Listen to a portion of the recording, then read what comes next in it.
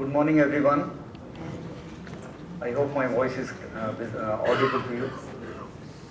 Is it audible? Okay, good.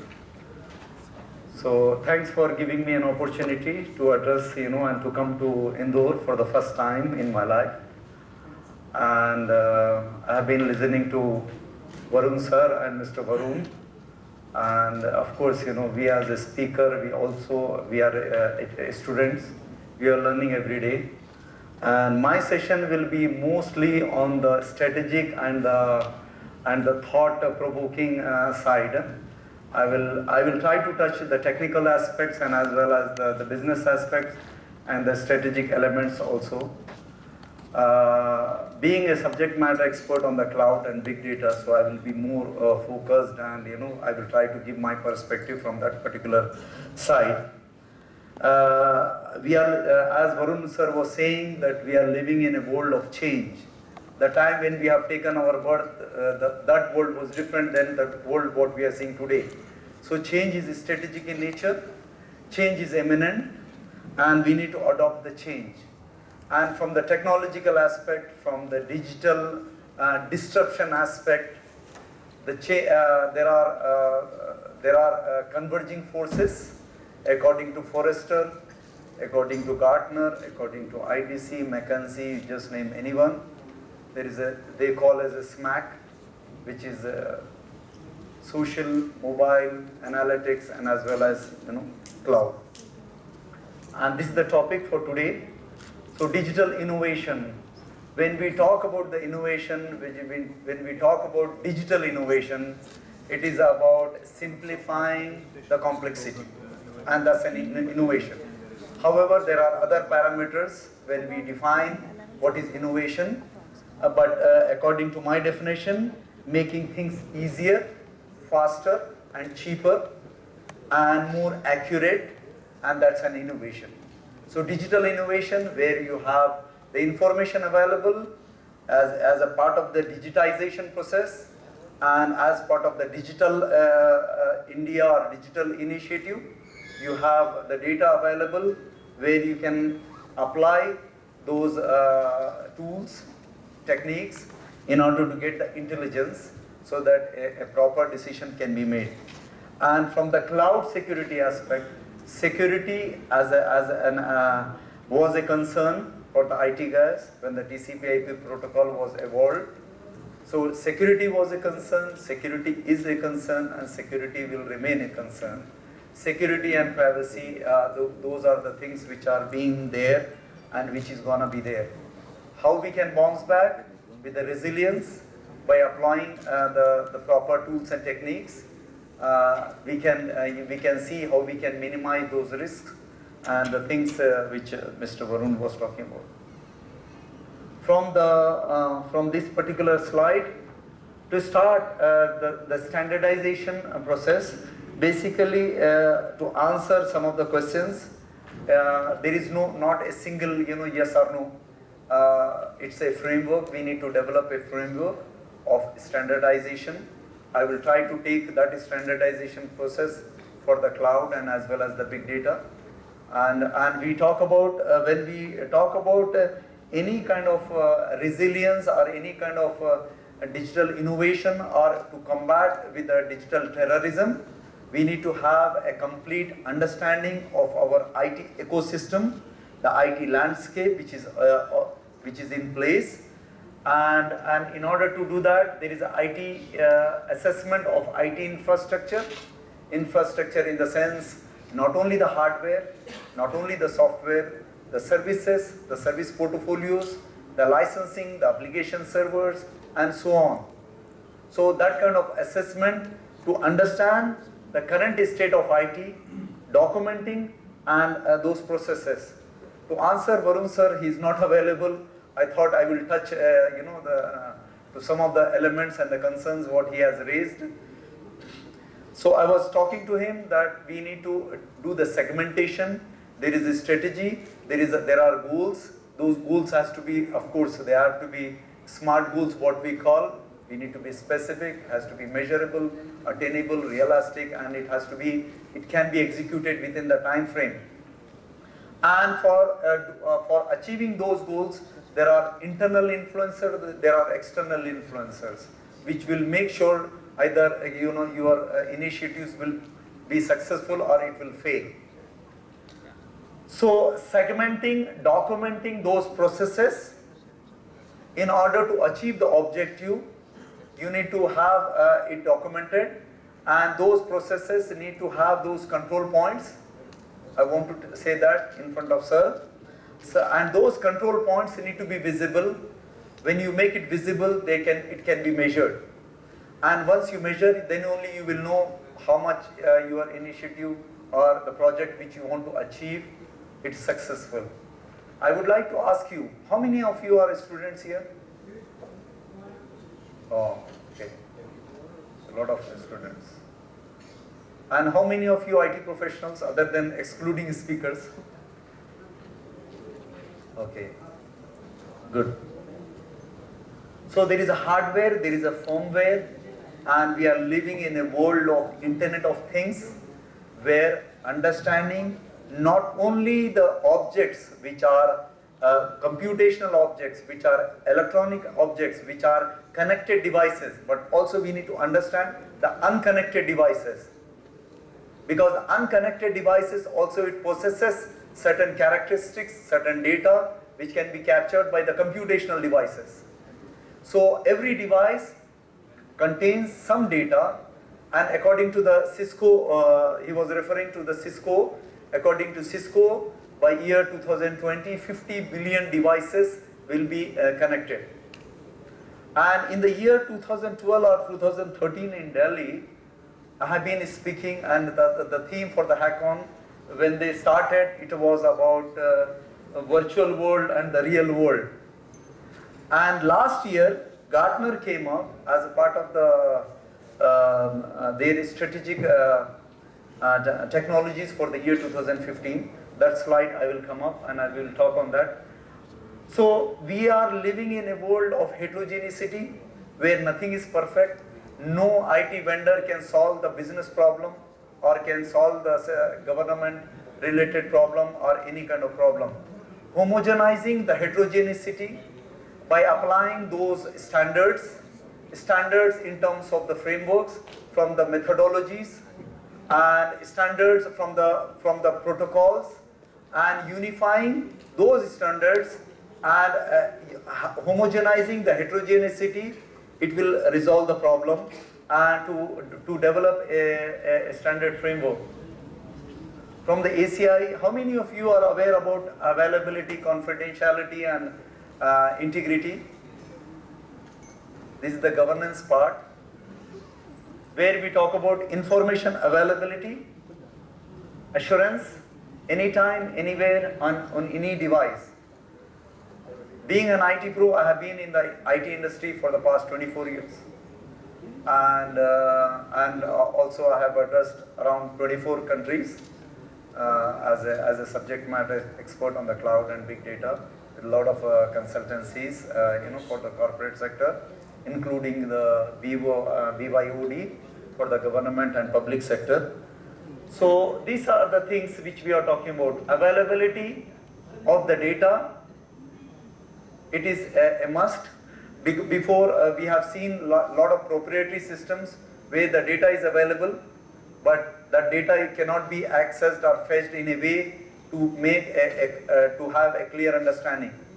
So the data, either it is encrypted inside when it is residing in the database tables, or the data itself is the database or the file extensions itself, it's like a proprietary type, which Mr. Varun was saying, .just, so that could be one of the things.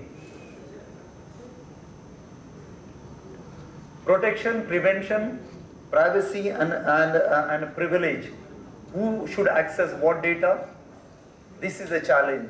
When we talk about the cloud, basically, because there are some bad incidents has happened, so what data, not only it need to be secure, but how I as a customer, how you are giving me an assurance through an SLA that my data will not be visible to my competitors, considering as a public cloud. So that is something which is debated exhaustively, and where the new encryption techniques and new protocols are being evolved. So, and data security and protection, authorized information and data availability. Who should have an accessibility to what data? This is a challenge where you need to make sure not only your data is available, but the data remains confidential, and also data is accurate, the quality of data. In year 2013, I have been invited at Imperial College of London, and I attended one of the session for the CTO for Department of Defense for the US. And when we talk about the big data, he was saying basically the big data where volume, velocity and variety of the data, it is of least concern for me. What is important? The quality of data. So quality of the data itself, it's a variable thing. We talk about the quality of education, quality of skill sets, but quality is a variable factor.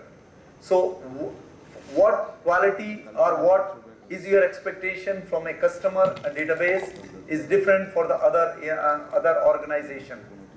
So based on your segment, based on your focus, you will address or you will flag those database attributes or data sets which you will take in order to make the decision support system.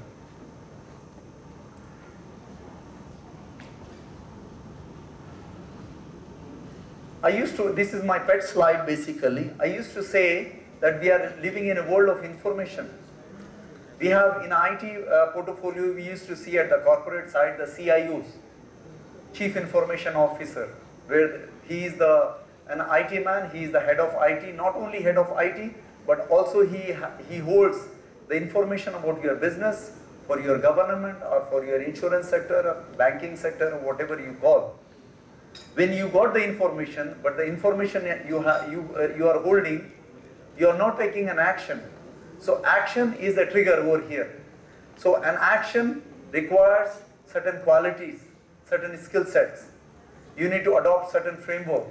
From the PMI methodological perspective, there are several knowledge areas, and you are taking an input from one knowledge area, and you are applying certain technique, tools, and you are getting an output, and that output goes as an input.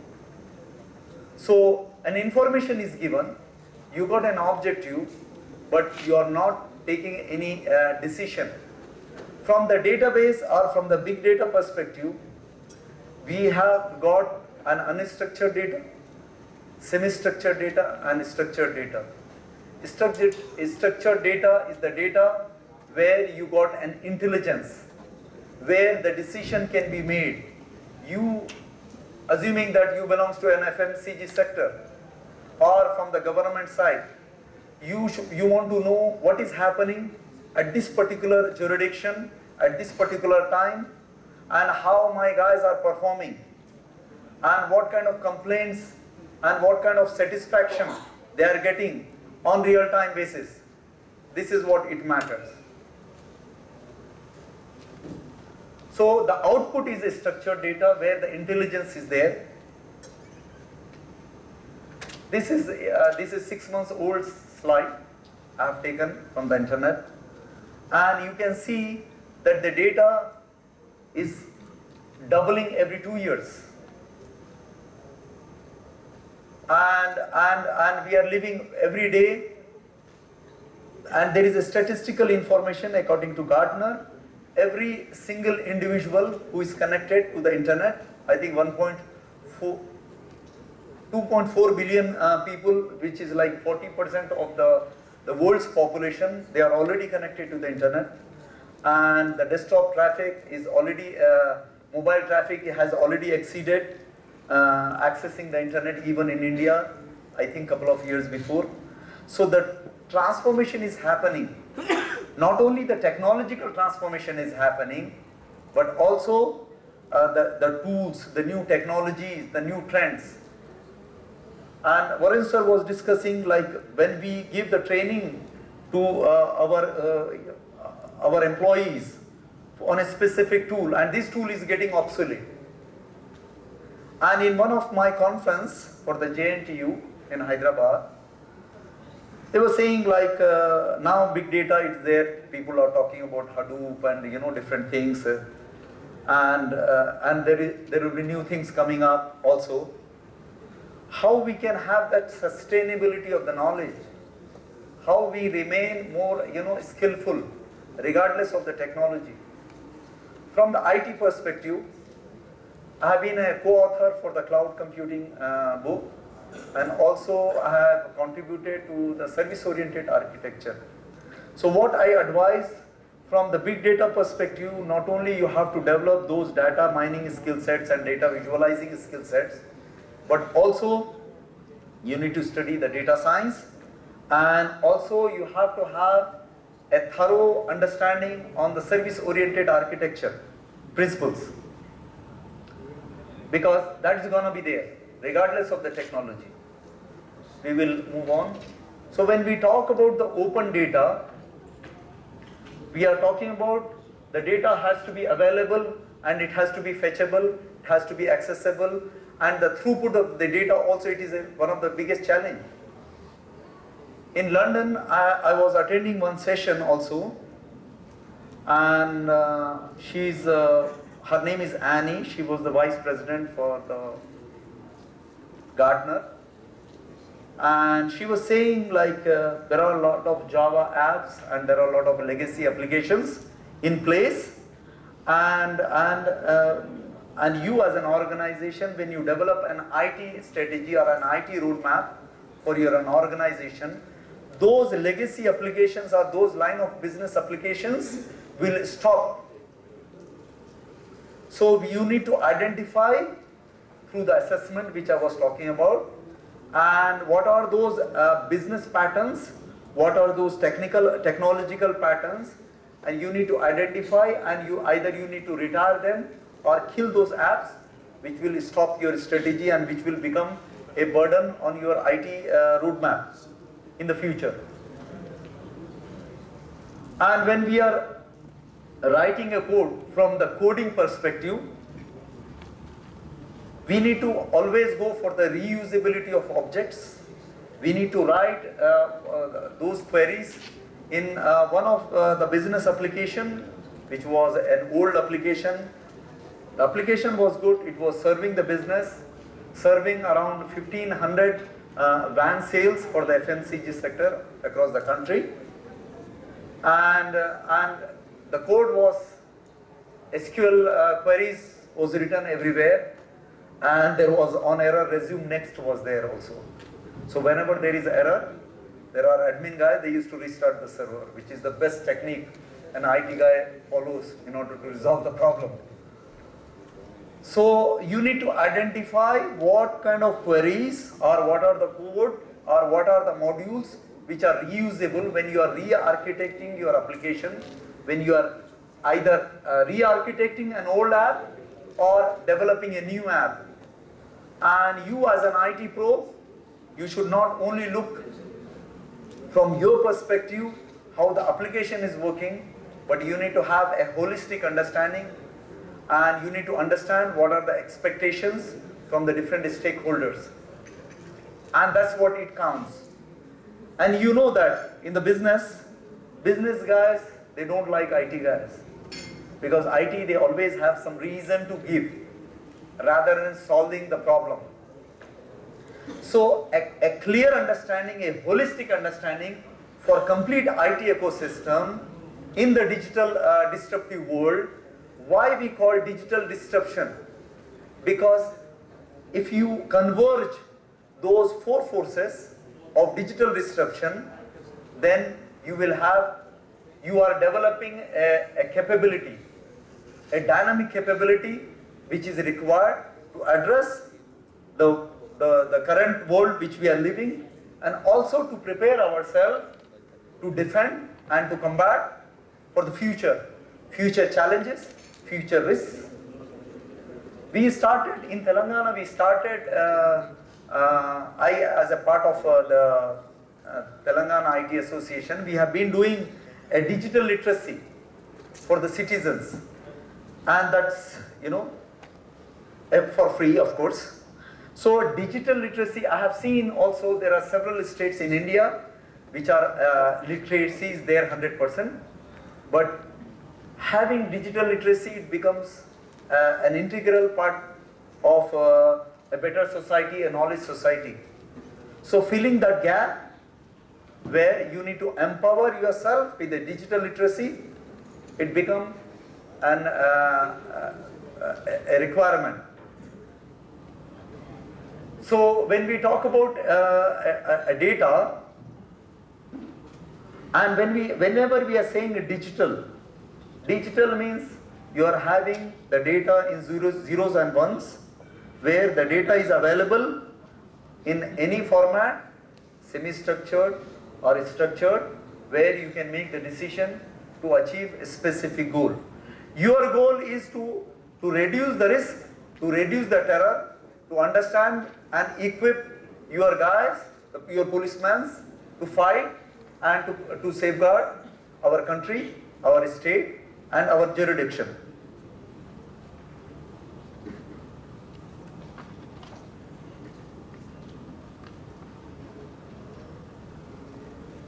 Before, when we talk about the data, we used to only consider this particular element: Oracle data, line of business data, and all the CRM data and all of that. This is called enterprise data warehouse from the IT side. How many of you from the public sector here? Nobody? How about the large organizations, big organizations? So this is what we used to see. But in the presence of the new world, there is a public data where you are selling a service. Your service, what is the service you are selling? What is the product you are selling? Assuming that I am selling ACs. Can I sell ACs in winter where the temperature is around 5 degrees or 10 degrees? We cannot. So adding the intelligence through the location services, adding the intelligence through the geofencing, adding the intelligence through the sensors, that gives you relevance when you are approaching to your customer or a consumer. And we are doing, and whatever we are developing for our customer. So developing a service, a digital service for the customer, it becomes a mandate, and especially in the banking sector. So when we talk about capture the data, so data governance, from the data governance, it is not just like one shot where we are managing or we have done one process today, even from the risk perspective or from the digital terrorism perspective. If you are protected today, it does not mean that you are protected tomorrow. So having the understanding of the data sets and the data marts, the data views, and the universe which you are designing in order to see those dashboards for the decision makers to make the decision, you need to understand how the life cycle works. So you are capturing the data, collecting the data, and storing the data. In those data storage, maybe it could be EMC, it could be HP, it could be anyone, or it could be a public cloud, public storage, where collecting the data and storing the data. When you capture the data from heterogeneous systems, the throughput for each system, it varies. No matter how good you as a designer, you have designed a system which can give the results so that you can capture the enemy, what he is doing, in the background. So the data need to be available in a way that all those attributes which is required will be there. Couple of months before, governance now has organized an event on the smart cities. I was also invited as a speaker over there. So for them, developing smart cities, and as India also, they have a Digital India initiative where 100, I think,